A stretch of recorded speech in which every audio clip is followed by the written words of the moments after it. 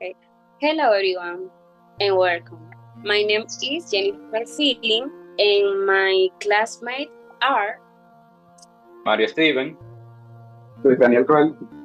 And Samil Martinez. nice. Today, we'll be talking about the story of King Arthur, a character who was not only a king, but also represents values such as bravery, justice, and honor. His story has been told through books, movies, and songs, becoming an eternal symbol of pride. Nice. Up next, we have Steven Osuna. Well, uh, the way I will be approaching to the topic of King Arthur is that I want to mention an important fact: the location. When we're talking about an historical character, we also correlate or relationate that character with a specific place. So that way we can know if they even existed in the first place, which is the topic of discussion. If King Arthur himself even existed. So the main city that we can relate to King Arthur is the his capital and court, Camelot. But where was Camelot? Well, I have a theory regarding that.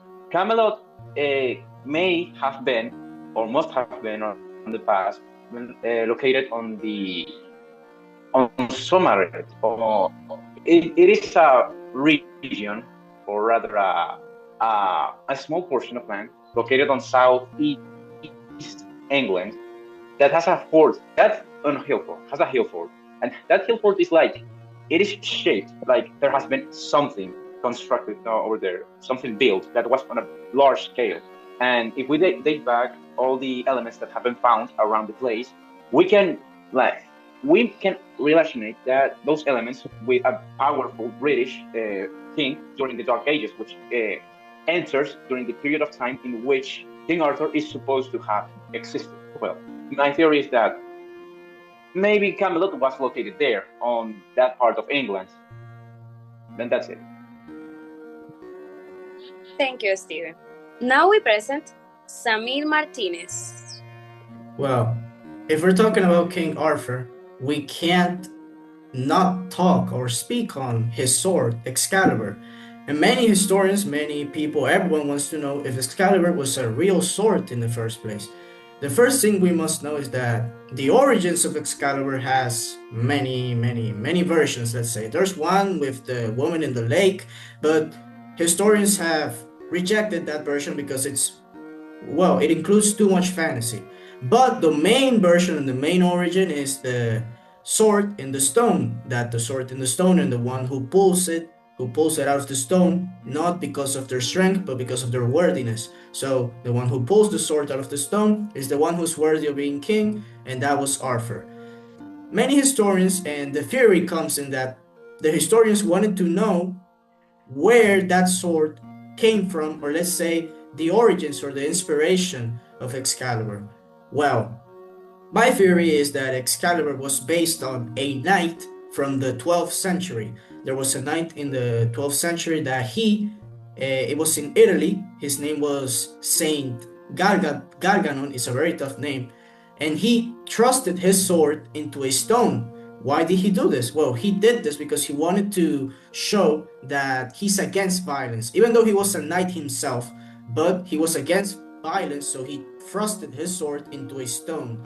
So basically, the theory is that the story of Arthur and his legendary and mystical sword named Excalibur actually was inspired by this knight called Saint Garganon, that he thrusted his sword just to, let's say, protest against violence in the 12th century. Thank you, Samir. And let's welcome Luis Daniel Cruel.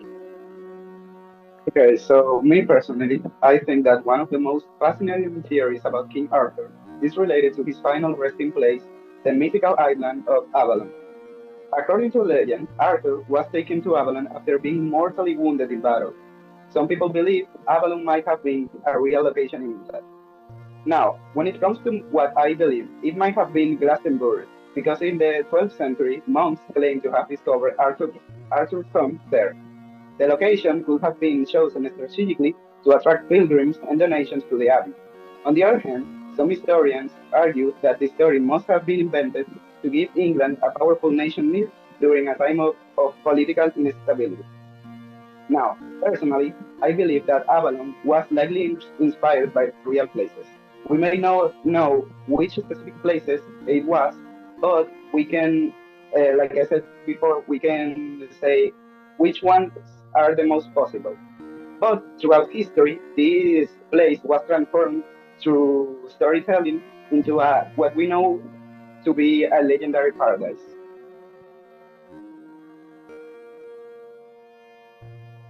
Bien, nice.